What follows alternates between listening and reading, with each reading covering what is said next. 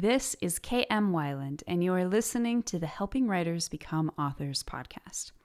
I hope you enjoyed this week's episode, The Two Halves of the Midpoint. The midpoint is unique among the major structural turning points. Not only is it made up of its own two individual halves, working together to create a scene arc, but the midpoint also marks the dividing line between the two halves of the entire story arc. As we explored last year in our series on chiastic structure, which is about how the structural beats in the two halves of the story mirror one another, for example, the link between the inciting event and the climactic moment. But the midpoint is also unique in that it stands alone at the top of the circle in chiastic structure with no partner or mirroring beat. Rather, the midpoint notably offers what James Scott Bell so brilliantly calls the mirror moment. And this is a moment within the story, usually inherent within the thematically all-important moment of truth, in which the characters are given the opportunity to see truths about themselves as if in a mirror. What the midpoint, or as it's sometimes called the second plot point, does have in common with all the other major structural beats is that it too is comprised of two halves. This is, of course, because the midpoint is a scene or a sequence of scenes in its own right, offering a complete scene structure and emotional arc.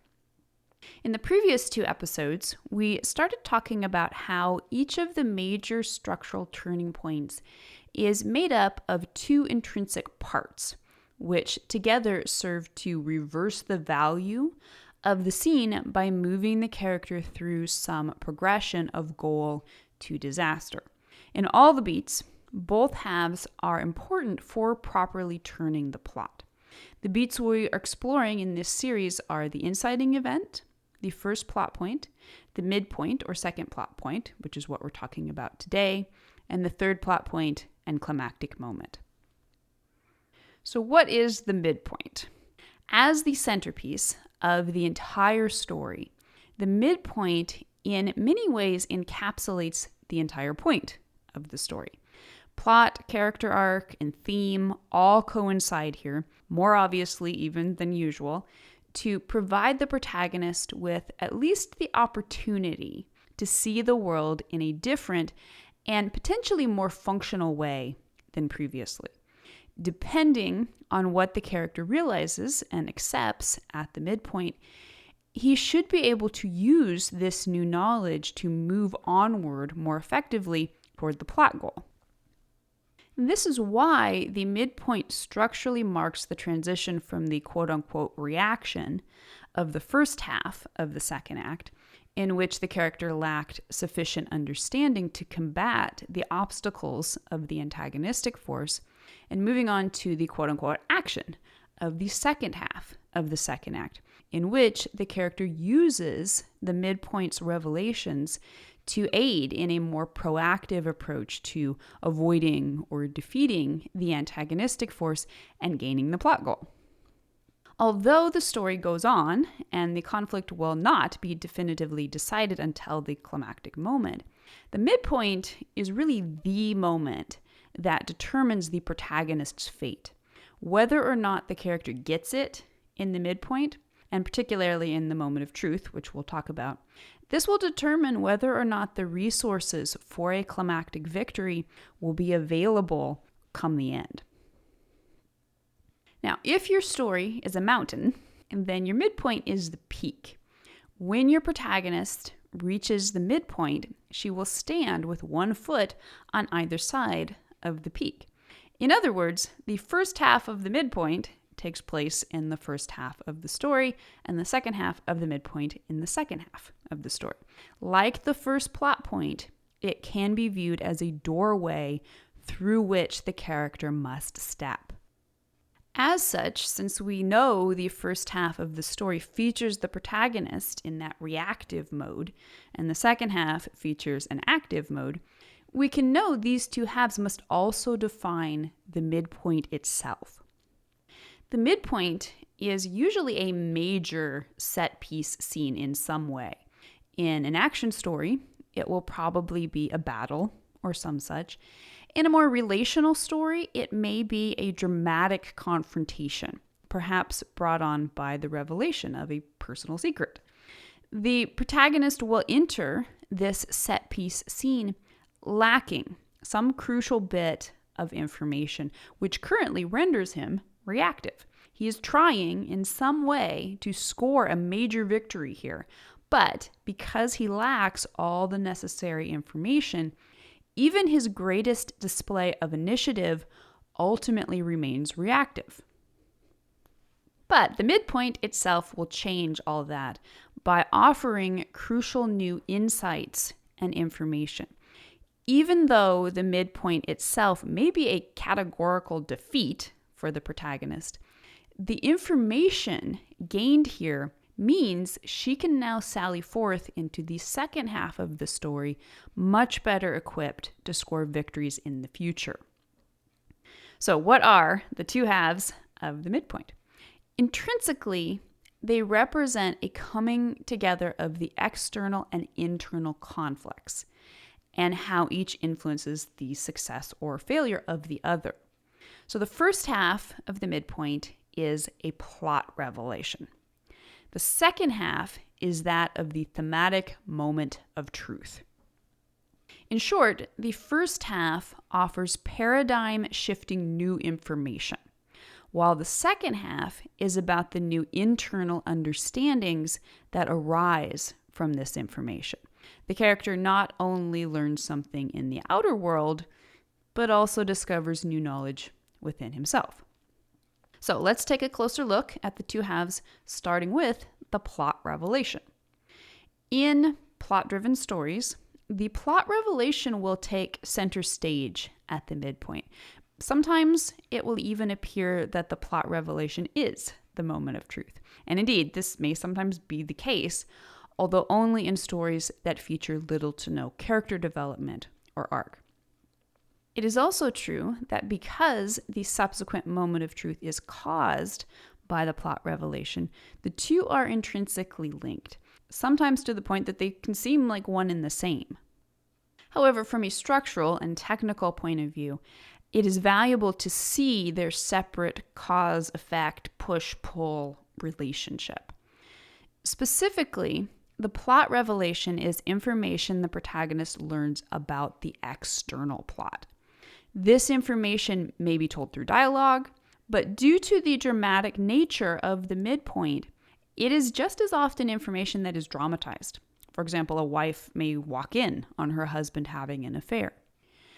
Because the internal truth nature of the linked moment of truth, which we'll talk about in a second, the most effective approach is often to communicate the plot revelation to the protagonist in a flash.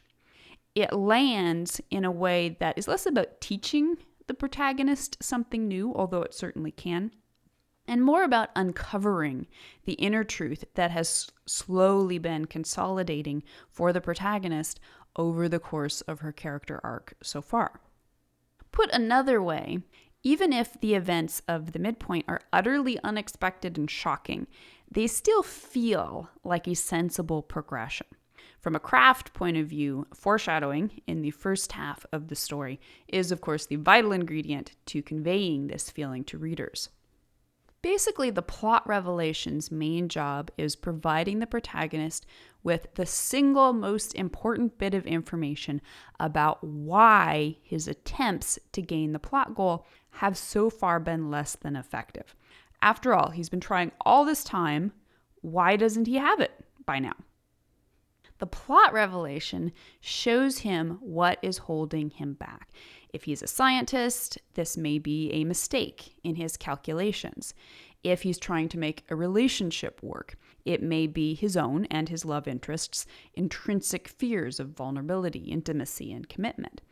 If he's trying to catch the bad guy, the revelation may be about the bad guy's true identity or motivation. Or if he's simply trying to survive in a wilderness situation, the revelation may be about why he's sure to die if he doesn't change tactics and somehow escape.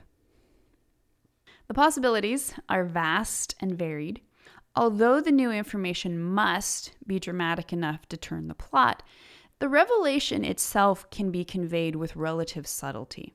In some movies, the midpoint is as subtle as a shift of the protagonist's expression while watching the sunset. Although usually this only happens in character-driven stories in which the conflict is mainly internal and the emphasis is almost entirely on the moment of truth rather than the plot revelation. The other important aspect of the plot revelation is that it is also a plot reversal. It is not enough for the protagonist to simply learn something new and experience a revelation. If the midpoint is to properly move the plot, the protagonist must act upon it. She must change the story. And that brings us to the second half of the midpoint, the moment of truth.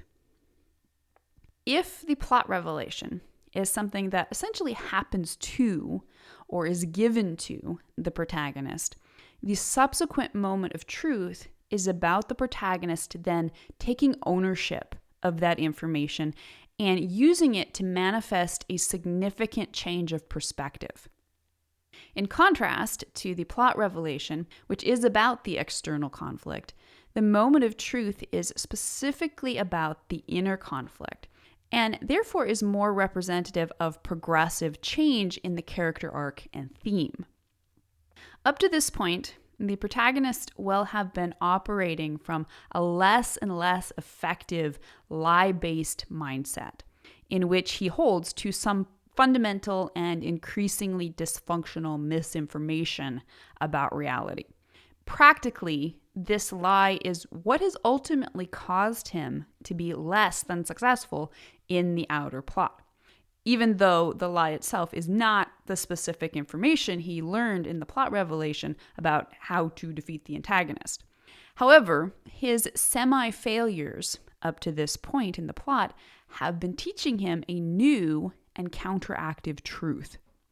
It is the moment of truth, spurred by the events and information of the plot revelation, that suddenly brings this seed of truth into full bloom.